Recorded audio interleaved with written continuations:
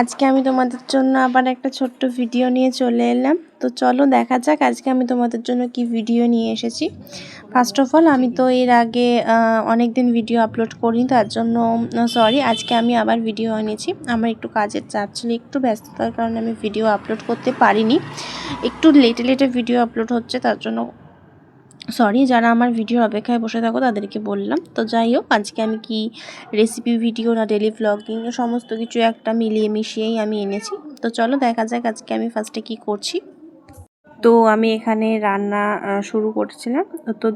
তো রান্না শুরু করার পরে আমি কি রান্না করছি, প্রথমে মা দেখলাম আলু আর গাজর কেটেছে। তো আলু গাজরের এই তরকারিটা তোমরা যদি কেউ না খেয়ে থাকো অবভিয়াসলি ট্রাই করো, খুব ভালো খেতে হয়, মাস্ট রেকমেন্ডেড। খুব ভালো খেতে হয় কিন্তু এই তরকারিটা অত্যন্ত টেস্টি এবং সুইটি, ভালো খেতে তরকারি।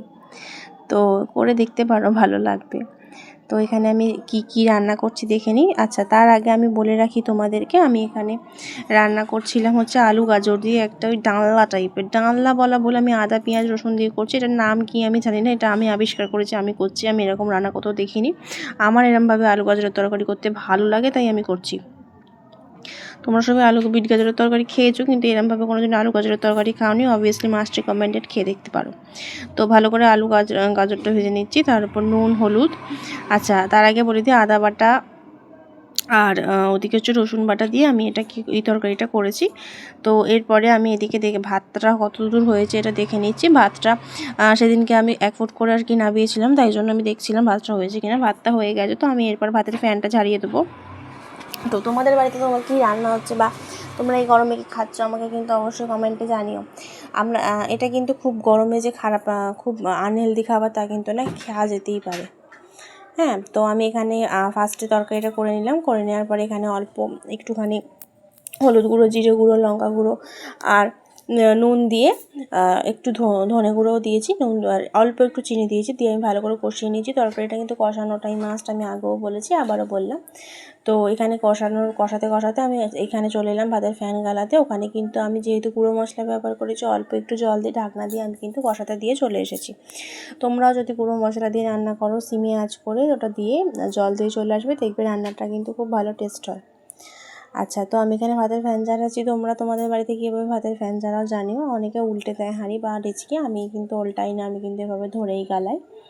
তো আমার এই ভিডিওগুলো তোমাদের কেমন লাগে বা তোমাদের কি আরও অন্য ভিডিও দেখতে চাও কিনা সেগুলোও আমাকে জানাতে পারো, তাহলে আমি সেরকম ভিডিও আনার চেষ্টা করব।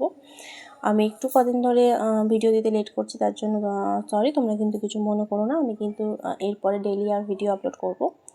তো আজকের ভিডিওটা তোমাদের কেমন লাগছে কমেন্টে জানাতে পারো। যদি ভালো লাগে তাহলে অবশ্যই like, comment and share and subscribe করো। আমি বলি না সাধারণত করার জন্য, যার ইচ্ছা হয় করে, কারণ আমি মনে করি যে আমার ভিডিও দেখতে কারো ভালো লাগলে সে অবশ্যই লাইক অ্যান্ড সাবস্ক্রাইব নিজে থেকেই করবে, আমি বলাতে কিছু হবে না। তাও একবার ফর্মালিটির জন্য বললাম। তো তোমাদের বাড়িতে কী রান্না হচ্ছে না হচ্ছে আমাকে কিন্তু জানিও। তো ওদিকে আমি এরপর তরকারিটা দেখতে চলে যাব। আমি ভাতের ফ্যানটা ঝাড়ানো হয়ে গেছে। আচ্ছা, ভাতের ফ্যানটা ঝাড়ানোর পরে আমি কিন্তু অল্প ভালো করে ঝাঁকিয়ে নিয়ে আমি অল্প করে ভাতের ঢাকনাটা খুলে দেবো। তোমরাও যদি ভাতের ফ্যান ঝাড়াও ওইভাবে, তাহলে কিন্তু এরমভাবে করতে পারো। ভাতের ঢাকনাটা খুলে দিলে কী হয়, ভেতরের যে ভাতের ভাপটা আছে সেটা বেরিয়ে যায় অটোমেটিকলি, ভাতটা কিন্তু ঝরঝরে হয়ে যায়। কারণ যদি ভাত একটু বেশি সেদ্ধও হয়ে যায় তাহলে কিন্তু ঝরঝরে হয়ে যায়। এটা কিন্তু একটা টিপস, তোমরা কিন্তু মাথায় রাখতে পারো। তো যাই হোক, আমি এখানে তরকারিটা কষিয়ে নিচ্ছি। তরকারিটা কষিয়ে নেওয়ার পর আমি জল দিয়ে দিলাম। তরকারিটা তোমাদের কেমন লাগলো জানিও।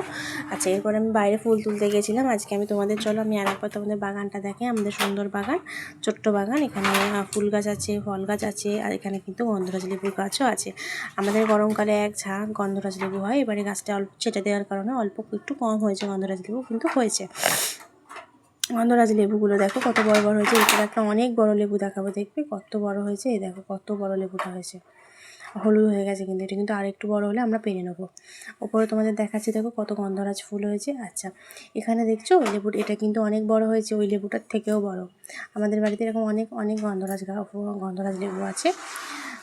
গন্ধরাজ লেবুর গাছ কিন্তু আমার খুব ভালোই লাগে, প্রত্যেকটা রান্নার একটা যেন টেস্ট এনহ্যান্স করে গন্ধরাজ লেবু থেকে।